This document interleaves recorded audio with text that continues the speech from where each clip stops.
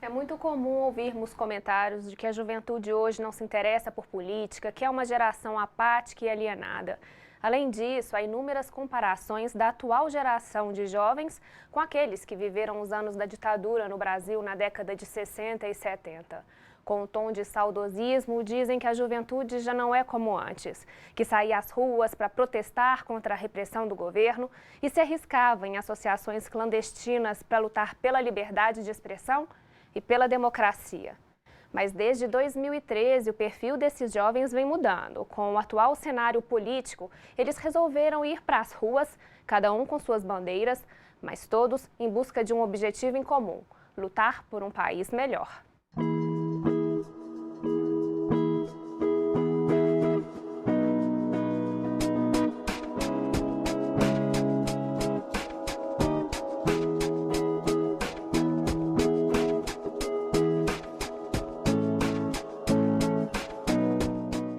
Para conversar com a gente sobre a participação dos jovens na política, nós recebemos aqui no estúdio a Laísa Campos, articuladora da Pastoral da Juventude da Arquidiocese de Belo Horizonte.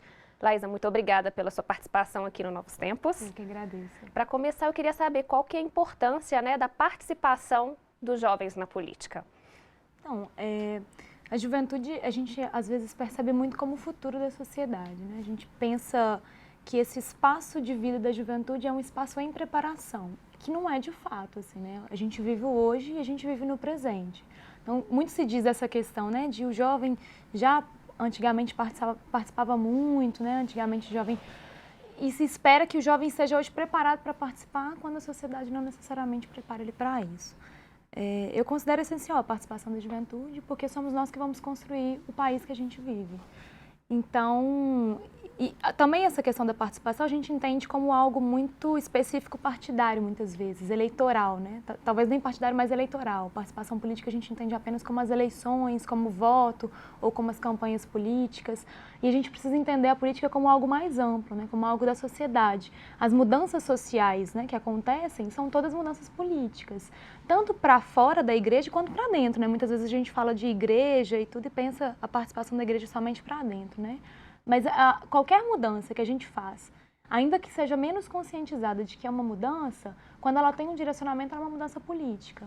Então, a participação do jovem nesse contexto é extremamente importante. E como é que ela receber assim, esse jargão, você que é jovem, né? De que o jovem hoje é alienado, não gosta de política. Isso desestimula, leva a abraçar com mais vigor ainda? Como é que é? É bastante complicado, assim, né? A gente sempre percebe, já participei de vários espaços em que as pessoas dizem assim, mas quando eu fui jovem eu participava. E a gente precisa entender, assim, que cada geração tem uma experiência inédita, né? A gente não vai voltar aos anos 80, aos anos 60, aos anos 70 e vivenciar a juventude daquela época. A juventude de hoje vive o hoje, vive esse contexto, né?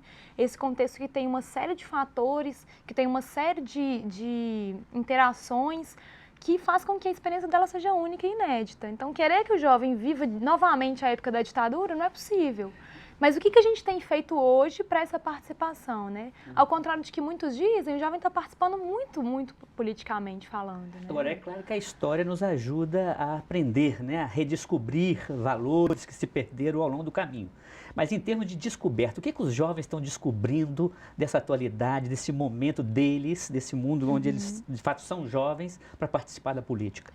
Eu acho que as tradições elas são muito importantes para compreender, né, esses processos históricos. Muitas vezes a gente ignora o processo histórico para pensar que a gente tem que fazer o novo hoje, então a gente ignora tudo que foi anterior, né?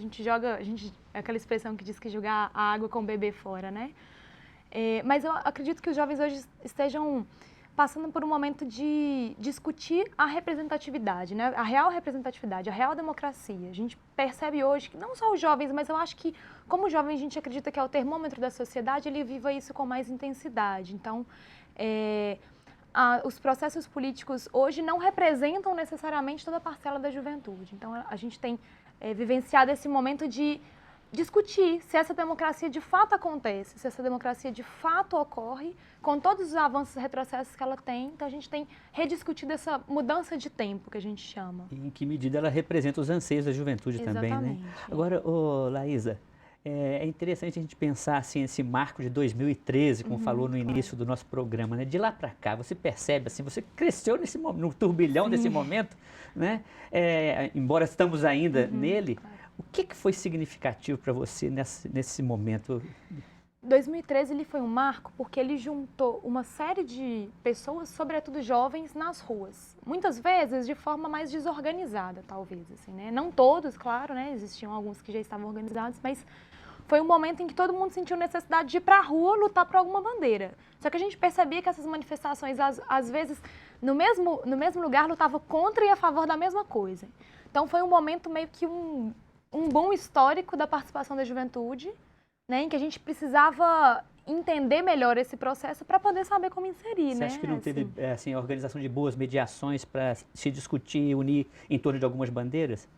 Eu acho que existiam bandeiras muito concretas para algumas pessoas, mas que ao mesmo tempo, assim, o momento histórico apontou diversidades muito grandes por conta da crise da representatividade. Assim, as pessoas, o que na verdade que cada um dizia naquele momento, assim, né, era que o que estava aí não nos representava em alguma medida, nem mais para um lado nem mais para o outro, mas não representava. Então a gente quer ser representado e não era uma representação mediada, eles queriam uma representação, né? Nós queríamos uma representação imediata e direta. Queremos ser representados. E Edivar, enquanto milhares de pessoas vão às ruas reivindicar direitos ou expressarem satisfações, professores do ensino básico convivem com o desafio de explicar o atual momento do Brasil, em salas de aula pouco habituadas a isso, pela própria estrutura educacional, e questionam se o papel da escola é realmente tratar temas políticos. Aí eu queria te perguntar, você acha que o papel da escola é tratar temas políticos e se sempre fosse tratado, o perfil do nosso jovem hoje seria diferente? Eu acredito que a gente precisa incentivar cada vez mais o papel crítico do jovem, das crianças, dos adolescentes, mas sobretudo do jovem.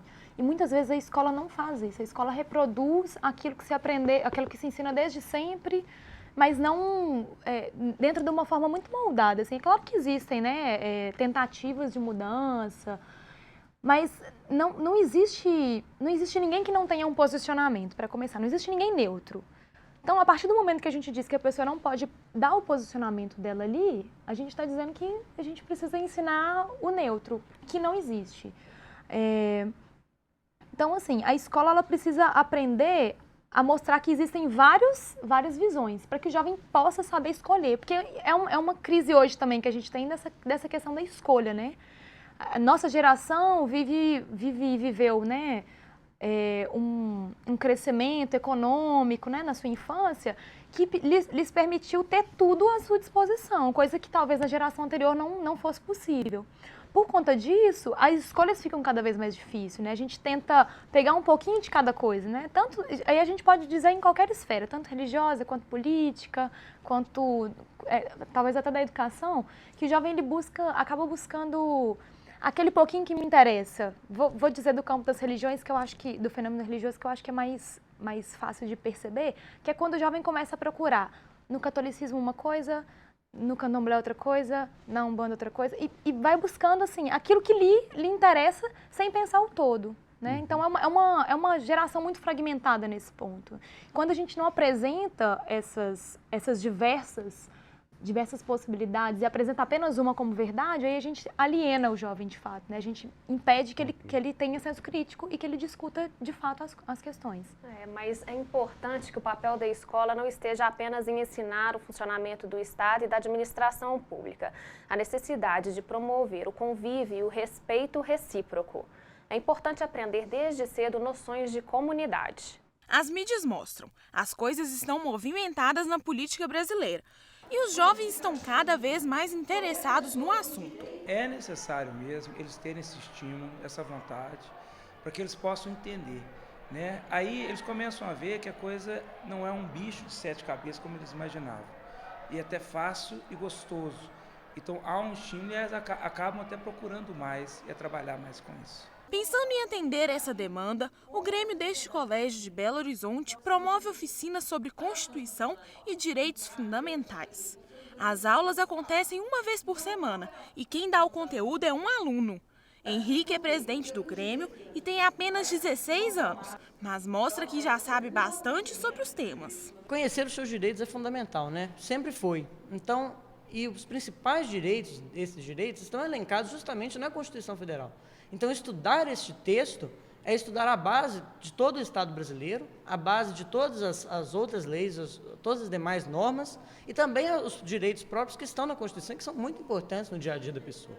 Esse tipo de conhecimento dá acesso para ela ao mundo político, ao mundo da economia, ao mundo do direito. Então, saber essa coisa que ela é elementar, ela é básica, leva ela para muitos outros conhecimentos que ela só teria, por exemplo, se ela cursasse algum curso especial. Além da matéria principal, também são levadas para a sala de aula discussões importantes para a formação cidadã dos jovens. Outro dia a gente debateu mesmo as funções, os impactos sociais do desarmamento, né? Então, será que as pessoas deveriam ficar armadas ou será que as pessoas não deveriam ficar armadas? Que é um assunto que está em debate no nosso Congresso Nacional também. Então, a gente tem esses debates, a gente tem as aulas teóricas e a gente está planejando algumas excursões, né? E o conteúdo da oficina dada pelo Grêmio pode se tornar obrigatório nas escolas de todo o país. É o que propõe o projeto de lei do senador Romário, do PSB do Rio de Janeiro. Já aprovado no Senado e encaminhado para a Câmara dos Deputados, a proposta altera a Lei de Diretrizes e Bases da Educação Nacional, com o objetivo de incluir o estudo da Constituição Federal nas aulas. Você tem que ensinar a política e ele ter a capacidade, que a política é isso. Dentro da diversidade, ele aprender a analisar por ele o que ele considera que é certo e errado. Isso que é a verdadeira política, porque nós não queremos criar aquele depósito de ideias. Eu quero que ele externe, que ele crie. E isso é importante. Eu gostei muito que foi uma matéria muito diferente do que a gente aprende dentro das salas. E quando eu fiquei sabendo que era o meu amigo que queria dar as aulas, eu fiquei mais empolgado ainda por ser uma linguagem diferente do que os professores dão em sala. A gente tem mais liberdade, fica mais fácil de explicar, ele entende mais o que a gente fala e a gente entende mais o que ele fala, fica mais próximo. Me ajudou a entender melhor o que eles falam, o que a gente está escutando, principalmente no cenário atual do Brasil. Os termos, às vezes, que eles usam e a gente não tem nem noção do que é. Compreender isso é compreender a nossa cidadania, ter uma noção maior daquilo que nos envolve e saber também tomar posições diante das coisas. Porque só discutindo e sabendo, é claro, os alicerces, as bases de tudo, é que a gente consegue compreender melhor e tomar posições diante dos assuntos. Nós vamos para um rápido intervalo e já nós voltamos com o nosso bate-papo sobre participação dos jovens na política.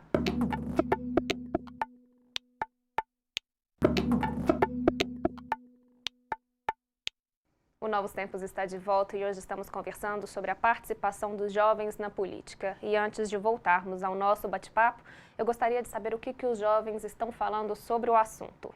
Eu sempre estou lendo, tentando me informar, tenho minha opinião, mas eu jamais vou discutir sobre política e não quero dar minha opinião para ninguém. Mas isso não quer dizer que eu não me preocupe. Eu gosto de olhar mais ou menos os candidatos, alguma coisa sobre a política para que não seja uma votação em vão, né? Os jovens são o futuro, né? E eu acho que é importante também. E eu reparei que muitos dos jovens agora estão mais se preocupando com a política do Brasil. Antigamente eu acho que todos os jovens gostavam mais. Fazia 16 anos, queria tirar o título de eleitor, hoje ninguém quer mais. Nas redes sociais a gente vê as pessoas comentando mais sobre isso, levando mais a sério, assistindo mais programas, jornal, procurando se interessar mais. É fato que muitos jovens que desejam participar mais não sabem como fazer. Participação política pode ser bem mais do que votar em uma eleição. Esta é apenas uma das formas, por isso é muito importante tornar público quais os espaços já existentes e de que maneiras é possível participar. Laísa, votar aos 16 anos é uma conquista? Eu queria saber também se o jovem ele tem maturidade para votar nessa idade. Eu acredito que é uma conquista, na medida que o voto ele é um exercício da cidadania, né? E ter essa possibilidade de votar aos 16 anos é extremamente importante. Agora, a questão de maturidade, eu acho que a gente precisa discutir mais sobre isso socialmente falando, né? E não só enquanto os jovens, mas eu acho que os adultos também muitas vezes veem o voto como uma obrigação apenas, né? Não veem como um direito conquistado. Então, assim, a gente às vezes joga muito a carga no jovem, mas quem de fato vota com consciência e que sabe quais são as propostas do candidato que está votando, que acompanha depois disso, né? Muitas pessoas às vezes nem acompanham. E entender também que o voto apenas em si não é o fim, né? Mas é um meio de alcançar aquilo que a gente acredita, né? Nesse sentido, se a gente ligar aquilo que vimos na matéria no final do primeiro bloco, com esses espaços que a escola oferece, uma mini-ONU, por exemplo, mas também dentro no meio universitário, os DAs, os espaços de discussão em sala de aula, você acha que isso tem ajudado os jovens a crescerem nessa consciência de serem, como cidadãos, membros, né, de atuação dentro do campo político? Sim, com certeza. Eu acredito que esses espaços em que os jovens, por menor que seja, ainda que não seja um espaço de decisivo, de fato, politicamente falando, que vai aprovar uma lei, que vai, né, ainda que esses espaços são extremamente importantes, como os conselhos, como outros espaços que vão controlar, né, fazer o controle da sociedade civil, esses espaços de exercício das decisões coletivas, ele é extremamente importante. Ainda que seja apenas a decisão coletiva da escola, ainda que seja apenas a decisão coletiva, às vezes, de casa mesmo, né? Esses espaços de exercício da participação são extremamente importantes, porque é através deles que os jovens vão se sentir responsáveis e se sentir parte das decisões coletivas da sociedade como um todo. Nós estamos na véspera de um pleito. Em que sentido esse contexto de maus exemplos na política, de pessoas que levam até muitos a detestarem, querer afastar desse meio sujo, né, de politicagem, etc., em que isso tem atrapalhado os jovens se introduzir, se apropriar desse espaço como deles, como espaço de todo cidadão, né? Eu acho que esse espaço tem gerado, de certa forma, uma apatia dos jovens à questão eleitoral em si, né? O cenário nos pede mais do que nunca uma reforma política profunda. Uma reforma política profunda que vai mudar não apenas as regras do sistema eleitoral, mas também as regras políticas mesmo, porque acaba parecendo sempre um jogo de cartas marcadas, né? E aí, como está tudo já decidido, para que eu vou participar, né? Eu acho que isso é uma questão, assim, isso afasta, né, esse sistema, essa conjuntura que a gente vive hoje afasta essa participação de fato. Mas, ao mesmo tempo, assim, acho que nunca se discutiu tanto política. As pessoas nunca tiveram tão envolvidas na política, nunca tiveram tão participativas de alguma forma, né? Você percebe, assim, aí eu vou dar um exemplo que eu acho que o jovem está mais inserido, assim, que são os grupos de WhatsApp, sobretudo os de família. Os jovens que têm alguma participação política, que têm alguma inserção, acabam tendo uma dificuldade imensa de discutir isso em família, porque as opiniões são muito controversas. Isso acaba gerando um conflito muito grande. Assim. É nesse sentido que eu queria te convidar a participar, ouvindo o nosso quadro hashtag, e depois a gente comentar um pouco sobre isso. Claro. Ana. Então vamos dar uma olhadinha no hashtag e ver o que o pessoal tem comentado nas nossas redes sociais.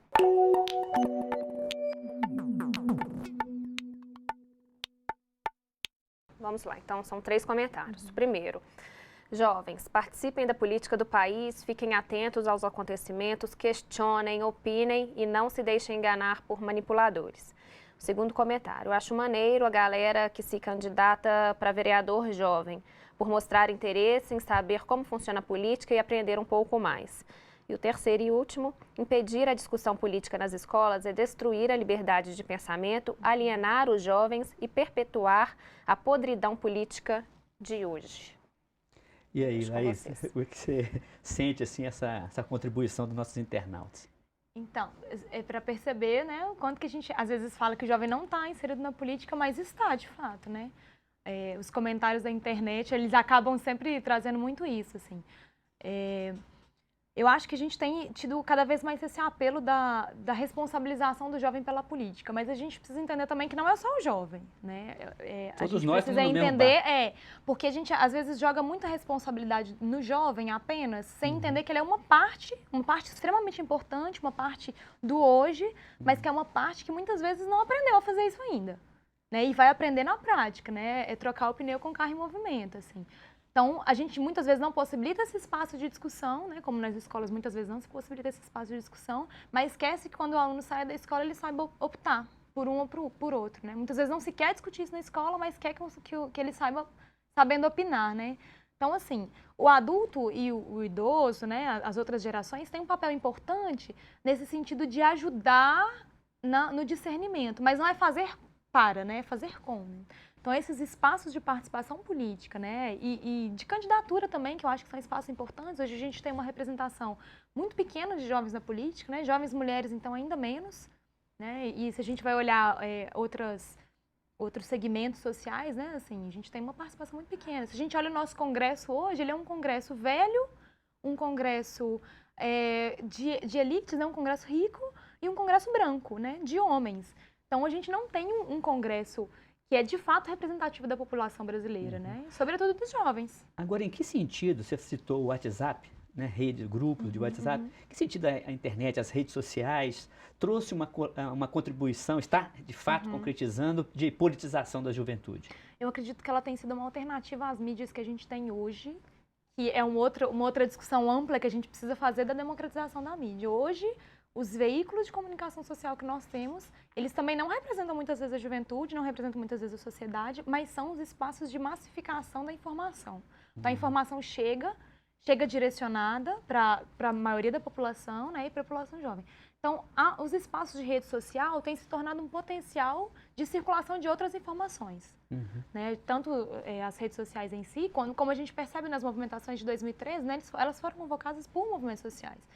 Se a gente for pensar talvez algo um pouco menos, mas ao mesmo tempo extremamente politizado, como os rolezinhos, que, né, teve uma repercussão muito grande e tal, de circulação, né, que trouxe à tona também essa questão do jovem da periferia, né, do jovem negro e dos espaços de circulação da cidade que eles podem participar ou que eles não podem participar, né, a discussão do público-privado aparece muito aí, se deu sobretudo pela mobilização nas redes sociais.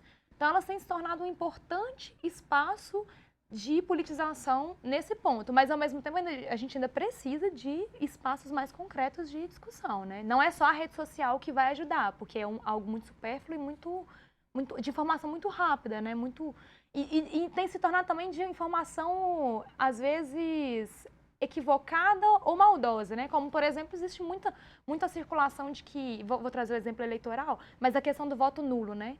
Se 90%, se 50% da população anular as votações, se convoca uma nova eleição. Não é bem por aí, né? E circulou na internet Circula muito na internet essa informação, né? Muito no sentido de descredibilizar o voto, né? Se a gente tem 99% da população anulando o voto, a eleição vai se dar pelo esse 1%. E vai ser uma eleição não legítima, mas vai ser, infelizmente, uma eleição legal, juridicamente legal. Agora, né? pensando assim, nós estamos na véspera, né, de eleições, você olhando para o futuro assim e falando diretamente para os jovens, o que você diria de interessante, de importante para o jovem estar mais atento e participar desse momento que o Brasil vive? Eu acredito que esse momento político que a gente vive é um momento, né, um contexto de crise de tudo, sobretudo de crise do capitalismo. E, por isso, a gente precisa estar cada vez mais atento às mudanças sociais e cada vez mais participativo, assim.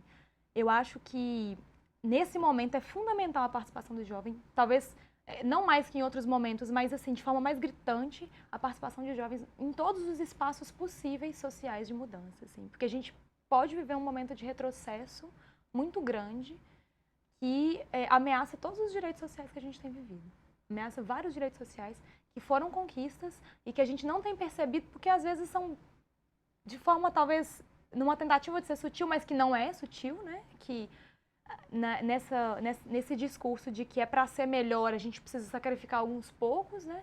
Eu acho que a gente precisa estar muito atento aos sinais dos tempos que a gente tem vivido, assim, e sobretudo as questões políticas e sociais.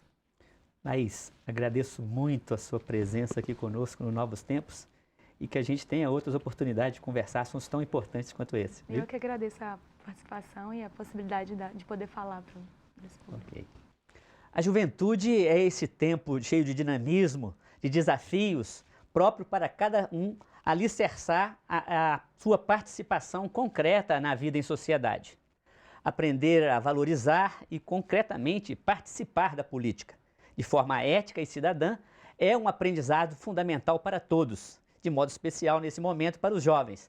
Aqueles que assumem cargos políticos, infelizmente, não têm dado bons exemplos para os jovens. A família, a escola, os movimentos sociais e ONGs precisam investir nos processos de educação política da juventude.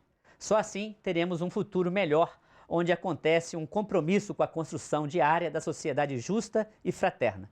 Bom, por hoje é só. Fiquem com Deus e até o próximo programa. O Novos Tempos é uma parceria da PUC-TV Minas e o Ânima, Sistema Avançado de Formação da PUC Minas. A gente volta na semana que vem. Até lá!